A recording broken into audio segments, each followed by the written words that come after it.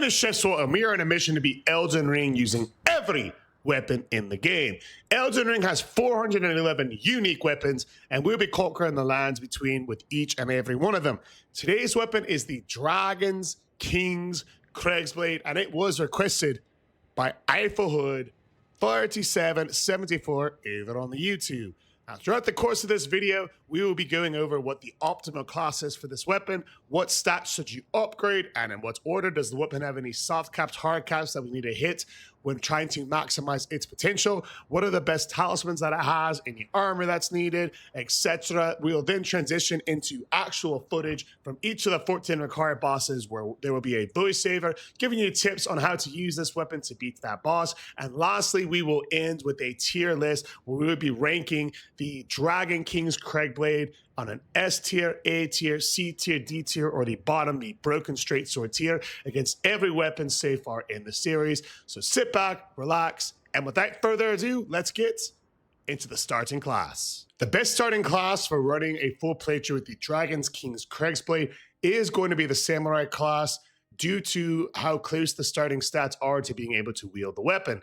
Now, because it is a late game weapon, the stat requirements are high. Again, we will be assuming that if you want to beat the game using the Dragon's King's Cragblade, it will be from New Game Plus or above. Still though, if you want to plan in advance for an optimal class, this has the best stat spread for you.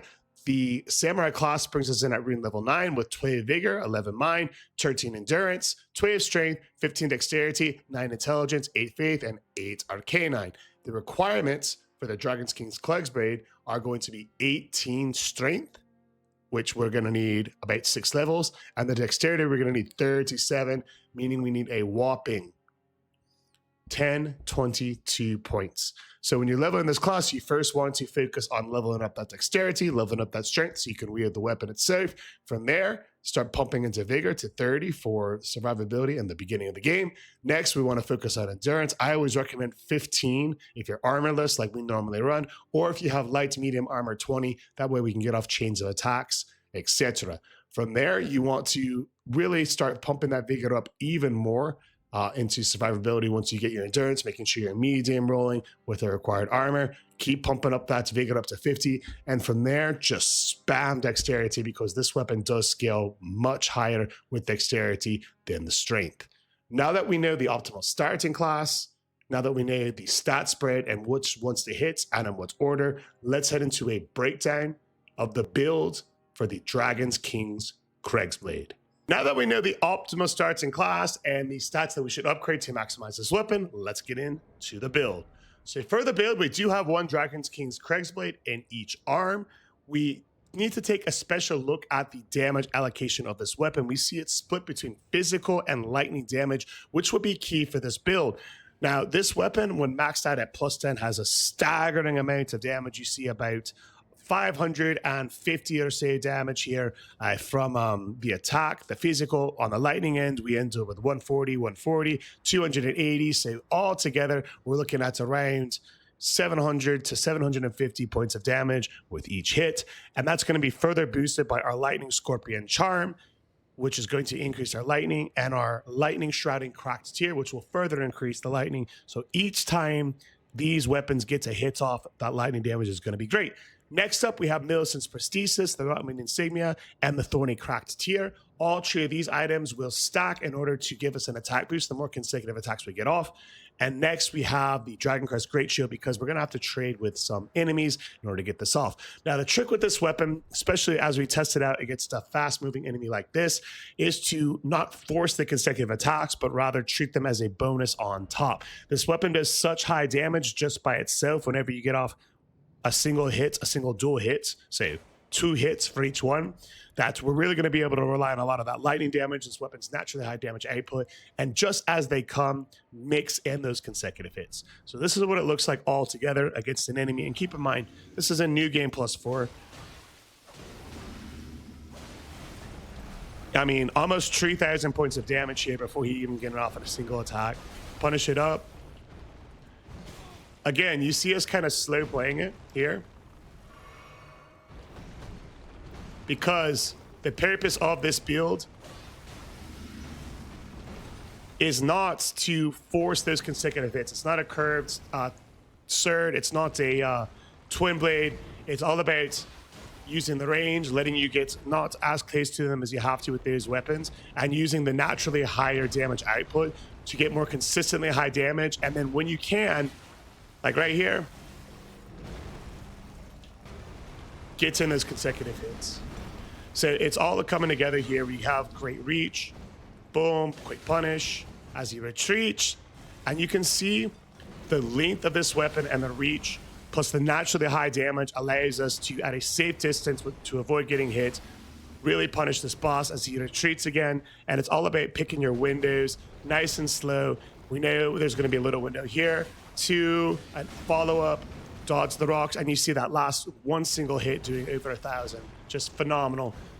And this might be his last move here. We got punished on there for a bit. Hardest enemy in Soul, sometimes the camera, but it just, we never want to edit anything out because this is a good way to see how, this build, this weapon might go against a late game enemy when things don't always go your way. You're still able to retreat, dodge because of the range, the weapon, because of the range that this weapon has. Get these safe hits when they're there, and then find your window to grab those consecutive attacks, but rather don't force them. So we'll try to get some here. And you can see as he tries to escape, we hit him with another 1,400 points of damage.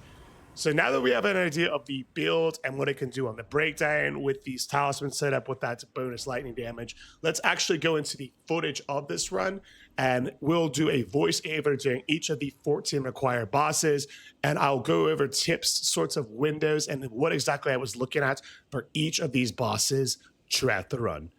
Let's start with the first boss, Margit. And Morgott's always a good testing ground to see, how is this weapon going to perform throughout the run here. Bit of a different weapon than normal, different weapon class. There's not too many of these heavy trusting swords. So we decided, hey, you know what? Let's try and do the first fights just with one of them, try to see some of the DPS that we can do with it. Although really and truly with how it ended up going, we decided to add a second one just for DPS purposes right as the fight started. So we see here we're able to get off big damage with the lightning and the physical combination. However, we could really easily double the damage output just by equipping a second one, especially because we don't have to worry about any kind of status proccing or anything like that. So this is the only fight that we did against this boss with only one, so we're not too worried about the build for this necessarily. It's more of just testing out the weapon, seeing its damage output alone, and deciding, hey, do we want to do this with one? Do we want to add a second one for the rest of the run? It made our decision pretty easily, depending and considering on the low damage output over our Margit. So we ended up deciding really at this point in the fight, hey, when it comes to the next boss on Godrick, we're going to add a second one because the DPS with one just isn't as good here on New Game Plus 4. And that's what we built the entire build around. We based that really after this first fight. And that is the build that we went over in the build breakthrough. So it's always a good idea. Hey, test out the weapons. See, are they better with one? Are they better with two? And in this case, within the first fights, we knew, hey, this is going to be one that we want to run with two. And you see that, and you'll see how much more effective it is on the very next boss, Godrick. Let's equip our second Dragon Queen's Cragblade and head there now. So you can just see right off the bat the far superior damage that we're doing as soon as we added that second one. And from this point out in the run, I knew, hey, if we're going to run the Dragon's King's Cragblade, we're going to be doing so with two. The damage is far superior. The reach, the moveset of this weapon really surprised me. And you can see that lightning damage stacked to that physical damage and how much it really brings it up. So right here, we're able to get him down to about 1/3 health as he's transitioning into second phase. We're able to charge him right away. And my goal in this is, hey, are we able to finish him before he finishes this first attack, before we have to dodge? We don't quite get there, but he is low enough for us to really follow up with a punish here. We're able to come in, get him right as he's lifting up that fourth attack past second stage. Overall, Godrick with the now 2 was a very easy fight. The difficulty ended up being a 3 on 10, simply because he did get to second phase, although after second phase, he was only get off a couple of attacks. Anytime you get a weapon that gets in that status, it's an overall easy fight. Let's move on to the Academy. Before we take on Radagon's ex, we have to take on Radagon's pet, the Red Wolf of Radagon. This is one of those glass cannon fights where you really want to focus on trying to dodge, getting in 1, maybe 2 hits on your clean windows. And you see here, we're testing out the range of this weapon with 2, the Dragon's Clutch blades. We get 1, 2, and then the slam. We're able to follow up with 1, 2. And I do go for a dodge quickly after into his sword attack. He's going to beat some retreat here. We got the magic attack.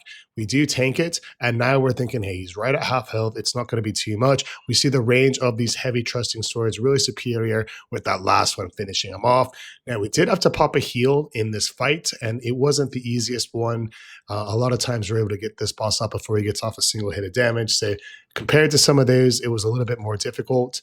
The difficulty of the red wolf with the weapon, the Dragon's King's Cragblade, for that reason, ended up clocking in at about a 5 on 10. We ended up rating it on our scale with about a 4.5. So we bump it up to a 5-point difficulty rating out of 10. We're going to continue and head upstairs now to Rennala the Moon Queen to continue the Dragon's King's Cragblade run.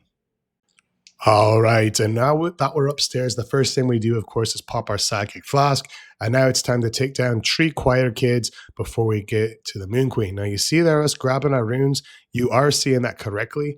We actually did lose the first round. We got hit with a bunch of magic spam. But to be fair, I was playing a little bit jokingly. Kind of a mean boss fight in this one, so I'm not actually going to count that first attempt towards the difficulty. Here in second phase, we're going to take it more seriously. I wanted to test out the Thunder Cloud Form Ash of War, and it just, you don't get any iframes during it, so you do literally turn into air and fly towards the enemy. However, when we did that in the first run, she one-shot us with a bunch of magic. So we know, hey, let's not worry about that too much. We're going to focus on the big strength of this weapon, which we went over in the build, and that is getting those consecutive hits, using the range of this weapon with those consecutive hits as a cherry on top. And we're able to see here, we're able to get it down, hit her with a jumping attack there too. And you see right there, just the pure damage output, even with 1 hit, taking her down from half health until about 25%. We know it's going to be a pretty easy fight from here as she survives on 1 HP. 1 more hit though should do it, and we're able to charge her, get that last hit. She goes down. The Rennala fight, not counting, that first attempt when we were messing with the Ash of War, overall not too difficult at all. It ended up clocking in at a 2 on 10. As always with the Drama Queen, the Dramatic Tree Sentinel, you want to charge him here on horseback, gets in a couple of these hits as it starts its first attack, where it's usually just going to jump right towards you, get behind it, and you see with the damage that we're able to do, we're able to trigger the lightning attack immediately, and now we're in good damage mode because he has already passed halfway health due to the amazing overall weapon damage that this provides. He is going to hit us with some AoE attacks from here, so we got to wait for the lightning to go away. We need to bait out some safe windows. We know he's going to hit that follow-up, jump through here with the piercing attacks. This weapon is, or this boss is overall weaker to piercing attacks, which is the primary damage of the Dragon's King's Cragblade. And anytime we're doing these running dash attacks or the light attacks, we are hitting him with those piercing movements. So again, we're able to get a couple off. We're going to hop down and we want to bait out, a couple of attacks here, get a free window, watch for the quick follow-up and see 1-2. He almost finishes us off, but we are able to survive because we did, of course, have our Dragon Crest Great Shield equipped on this fight. Since we are in New Game +2 at this point, we have had a full playthrough because this is such a late game weapon that if you are going to beat it from start to finish, it is a necessity for you to have access and ability to run these talismans and be able to trade with these bosses. Now, that being said, even with the trade, he is only about 1 health or 1 hits remaining. So we really just want to find that free window. We're going to see shortly he'll go for the slam. He'll go for the wind up.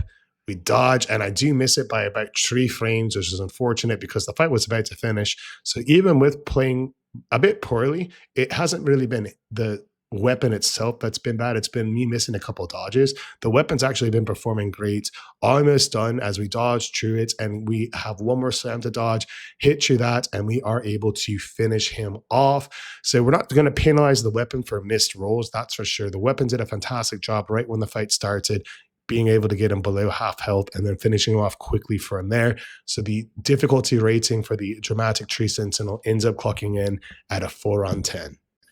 I was really interested to see how the Ghost of Godfrey fight would go because this weapon, when you do a roll attack, The reach of it is rather strange, as we'll see during this fight. A lot of times, this boss, his punishes are so fast that you want to kind of roll into his axe and hit him with a roll attack to sort of punish him.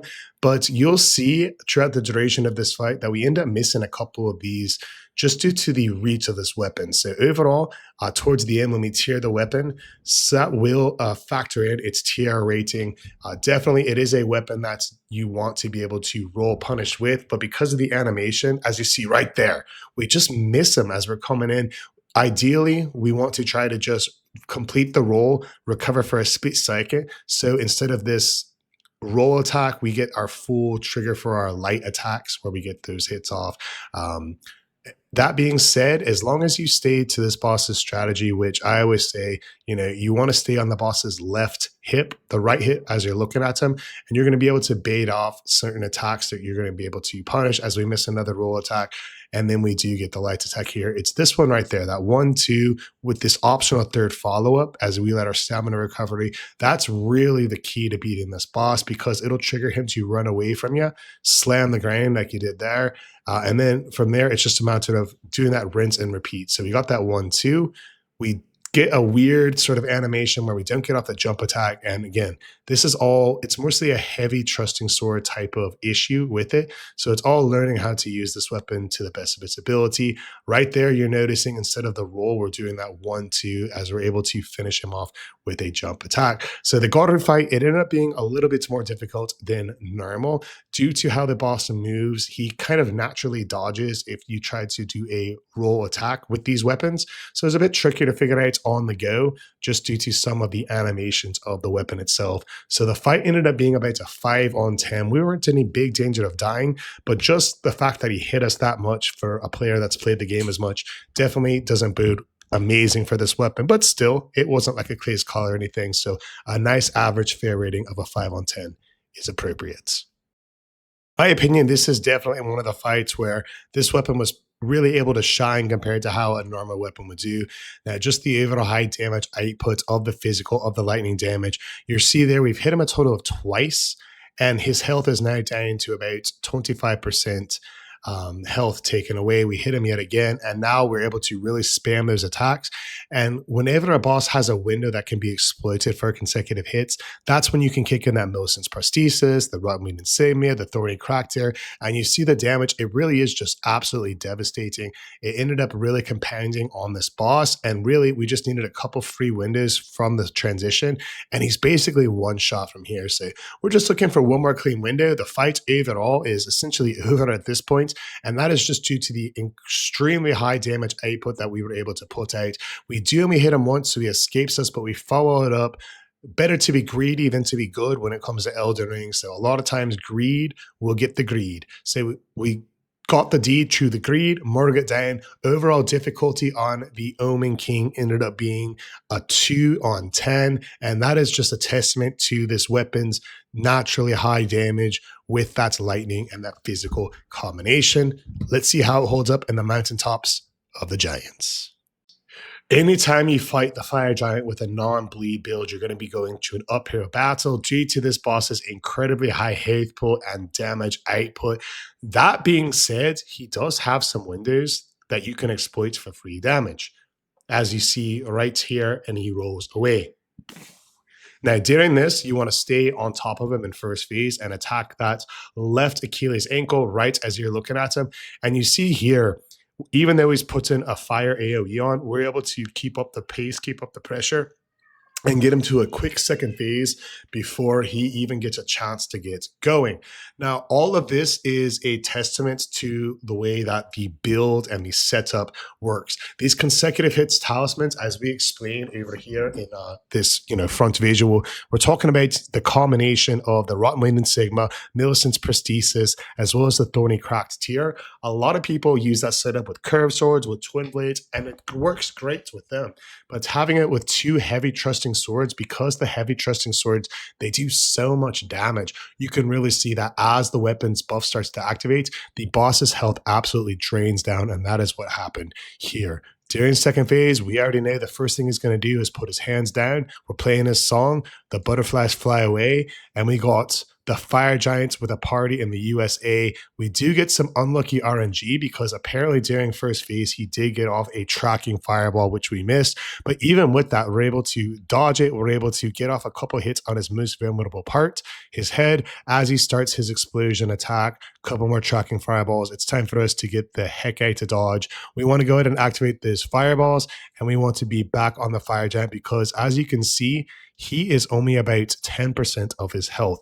Really and truly, in second phase, he has only gotten off 2 attacks. So it is a testament to the Dragons, Kings, Cragblades overall natural high damage. The build increasing the lightning damage that this weapon outputs with the Lightning Scorpion Talisman, as well as the Lightning Cracked tier, really are showing very highly in this specific interaction with this boss, because even though he's not bleeding, he is taking astronomical amounts of damage. He's going to try to body slam us. That might be the worst mistake that he could make, because now during his animation recovery, we're able to finish him off with a double Dragons, Kings, Cragblade jump attack, or a max him a little bit as we walk off and right away into our Ash of War.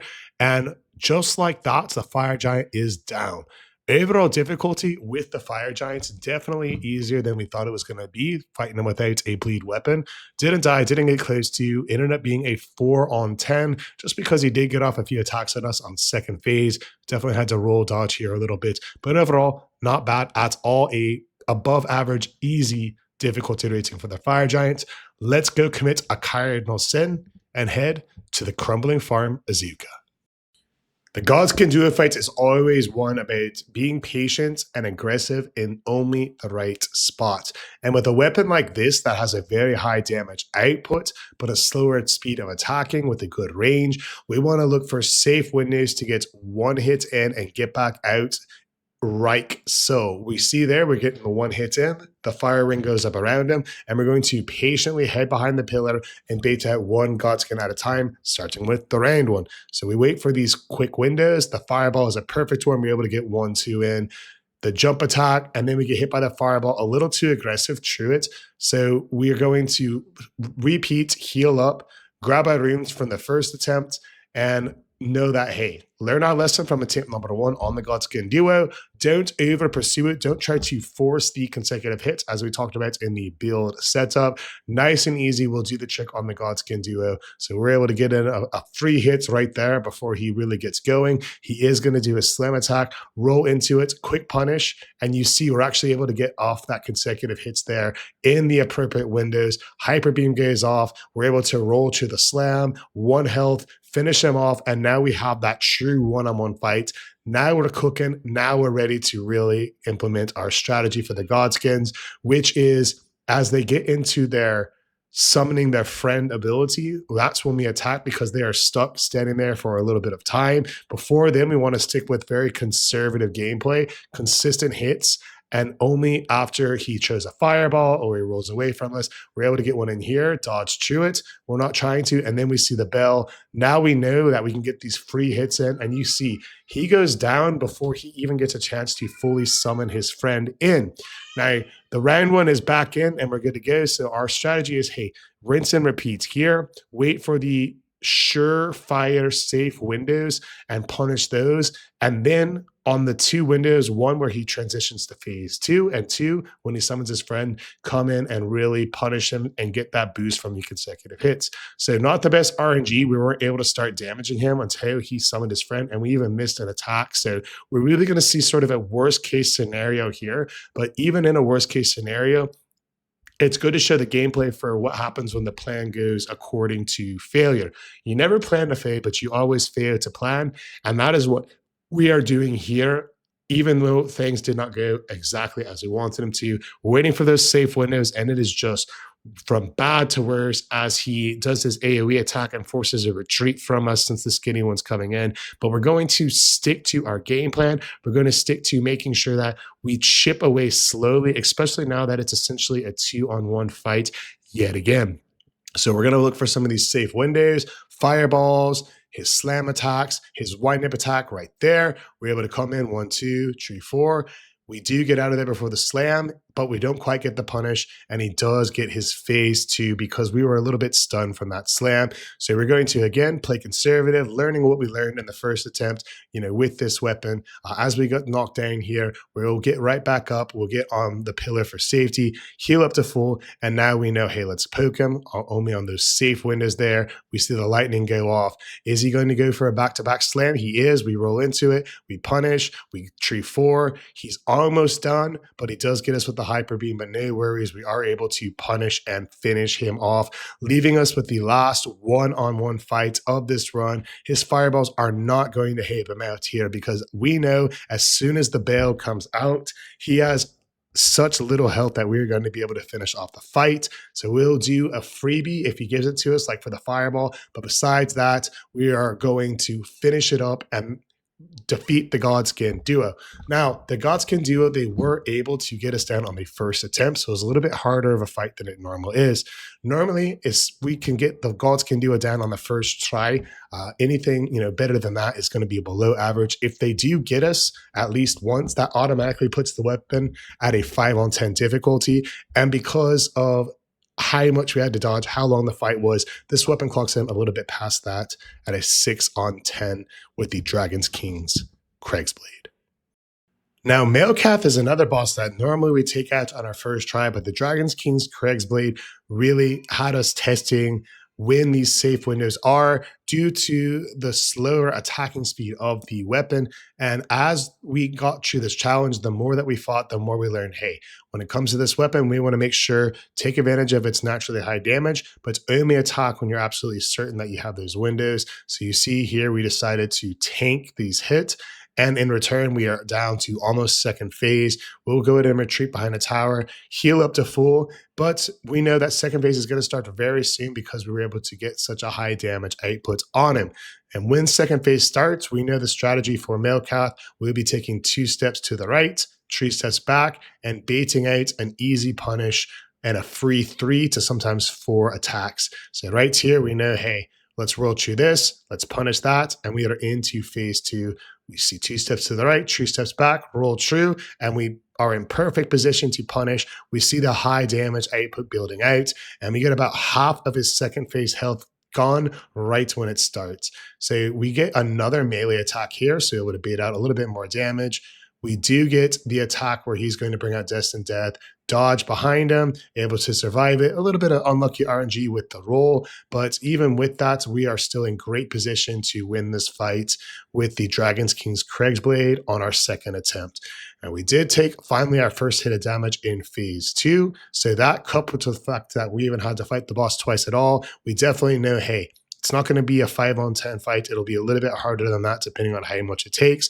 We follow him down with the Dragon's King's Cragblade here. I'm just hoping for a melee attack, and we get it. Let's go ahead and finish off Malkeith, Destined Death. Down he goes. 2 attempts, or we got to on the second attempt, I should say. So a second attempt fight where he does get some damage off on us. Not the easiest in the world compared to how we normally fight him. So he ends up with a 7-on-10 difficulty rating. Let's head back to the Ash of Capitals and check out Gideon, the all-knowing. Whenever we're fighting Gideon, we know if we can't get to him the first time like we weren't able to with this weapon, it's going to be a way harder fight because you're not able to take advantage of the start. We did have 1 attempt before this where he finished us off. So right off the bat, we know the difficulty is going to be a 5-on-10 or harder. Anytime we're not able to first try a boss with a weapon, it does not bode way for that weapon. So you see here, instead of using both of them, I shielded one of them and decided, hey, let's just do a dash attack with this weapon and try to get a bit of a faster attack on him just for this boss, just for the fact that we're not going to be able to sit there and spam our attacks and get those consecutive hits. And we see as he is just spamming rings, spamming hyper beams, seems to be working because we would never be able to get 2 consecutive hits on him at this rate. Get a little bit frustrated there and just throw out a jump attack that had no business at all hitting him. And we're putting our safes in a bad position, bad gameplay. But we know, hey, let's calm down the fight. Let's wait. And then right before he gets these attacks off, then let's strike and hit him with our sword attacks. And after just 3 hits, he's down to a third health. He heals up, and we are able to dodge out of the explosion. This strategy seems to be working much better now than it did at the start, when it's giving these quick attacks, getting in, getting out, go to where he's going, and then retreat right there where we need to recover our stamina, and then re-engage when the stamina's back up, get out of there when he's going to use his defensive buff to explode on us, rinse and repeat. We're able to run in, we're able to get that dash attack off, be able to get to the magic here. And he does get us out to there with an AoE, followed up with a quick magic. We want to heal up here, and we know he's only 2 hits away from death, so we need to play it carefully and not have to redo it all again. We'll look for these windows as he comes in, with his magic tracking swords, see if we can bait out a window, and there's going to be one with his hyper beam. Hyper beam goes out. We go for the jump attack, didn't quite get it, but we can finish him off with the roll into him. The Gideon fight, being that he got us 1 time, did some damage on the 2nd time, but we weren't in any real danger here. Ends up clocking it at a 5 on 10 difficulty with the Dragon's King's Cragblade. Let's head upstairs and see what that first Elden Lord is up to. Right then, say just like his gaze form, we know, hey, let's stay on his left hip right as we're looking at him, bait out that attack that we just saw there, his 1-2 optional third, recovering our stamina when we need to, and dodging through his punishes to punish him ourselves. There's the 1-2 optional 3, and we say, hey, you know what? He's got the slamming axe attack up next. Let's not try to re-engage here. Let's play it safe. He's going to jump away. We can punish with our jump attack, dodge his quick punish follow-up, and then get another roll attack on him. He's going to jump away. We jump.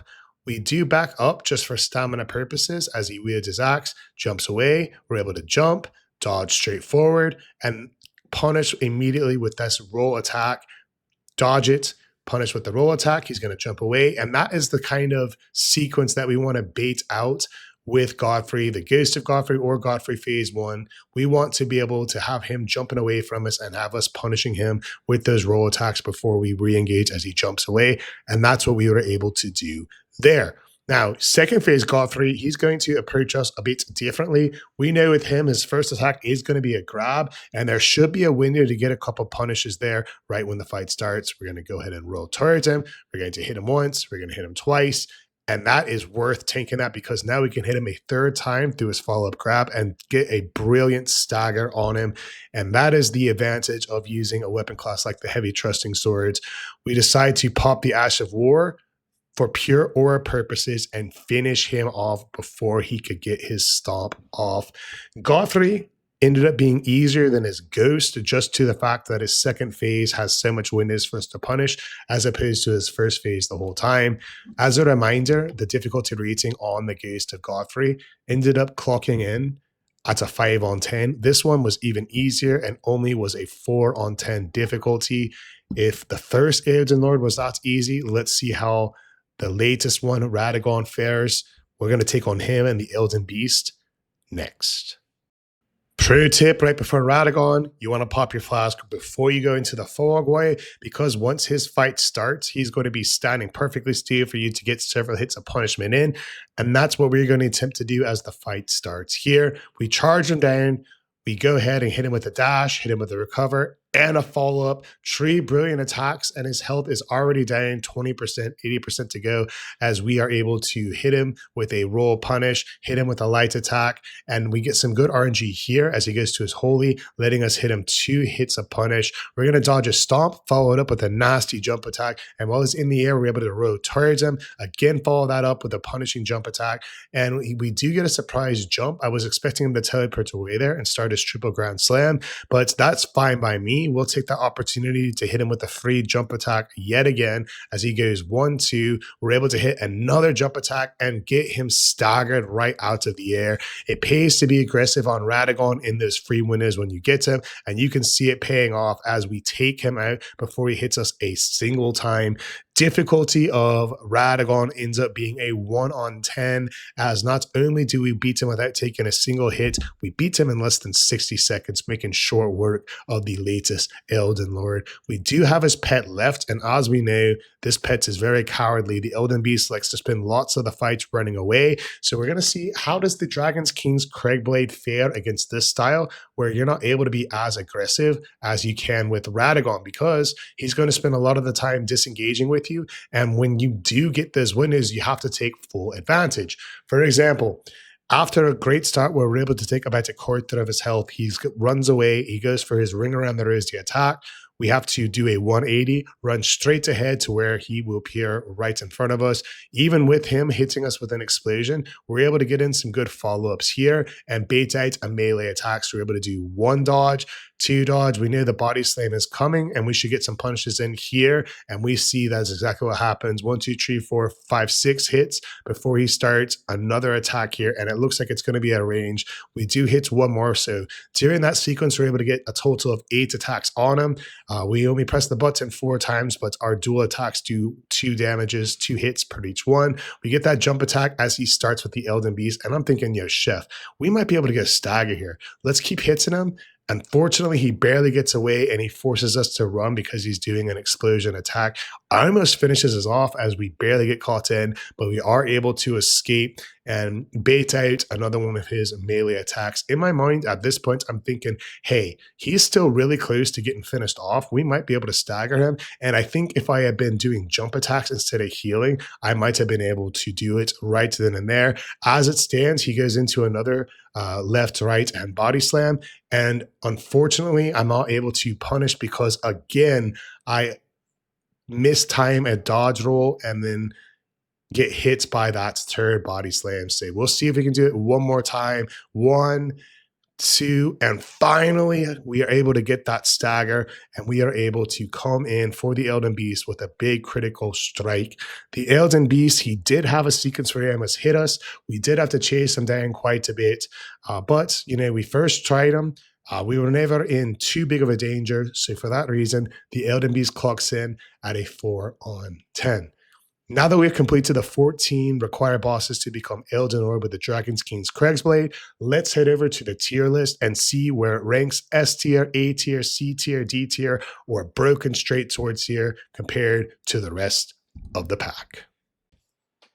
The average difficulty rating on a scale of 1 to 10 for the 14 mandatory bosses required to become the Elden Lord using the Dragon King's Cragblade comes out to a 3.5 on 10, making the Dragon's King's Cragblade a decent choice to have by your side as you become the Elden Lord. Its biggest advantage is having that split lightning and physical damage, lightning being a fantastic choice against those 14 required bosses, and using 1 in each arm really lets you, with the moveset of those dual attacks, get off consecutive attacks, proccing your Millicent's Prostate, proccing your Rotten Winged Sigma, proccing your Thorny Cracked Tier.